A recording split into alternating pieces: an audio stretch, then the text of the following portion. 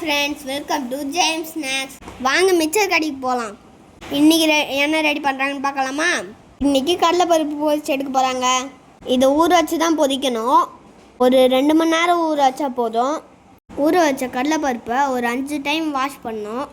Wash பண்ணி எடுத்து ஒரு அரை மணி நேரம் அப்படியே வச்சுடுங்க. அப்போ தான் பொரிச்சு எடுக்க நல்லாயிருக்கும்.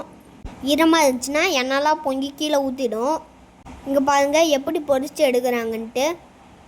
புதுசாக பார்க்குறவங்க சப்ஸ்கிரைப் பண்ணிட்டு பாருங்கள். இதுக்கு தேவையான மசாலா: இடித்த பூண்டு, பெருங்காயத்தூள், உப்பு, தனி மிளகாய்த்தூள், தேவைக்கு ஏற்ப கொஞ்சோண்டு சிக்கன் மசாலா. அவ்வளோதான் இதோட மசாலா. மிக்ஸ் பண்ணி எடுத்தால் சாப்பிட அவ்வளோ ஆசையாக இருக்கும். உங்களுக்கு பிடிச்சிருந்தா லைக் பண்ணுங்கள், மறக்காமல் கமெண்ட் பண்ணுங்கள், உங்கள் ஆர்டரை கன்ஃபார்ம் பண்ணுங்கள். பாய் ஃப்ரெண்ட்ஸ், அடுத்த வீடியோவில் சந்திக்கலாம். பிருத்திவேன், நாளைக்கு என்ன போட போகிறேன்னு சொல்லிட்டு போடா.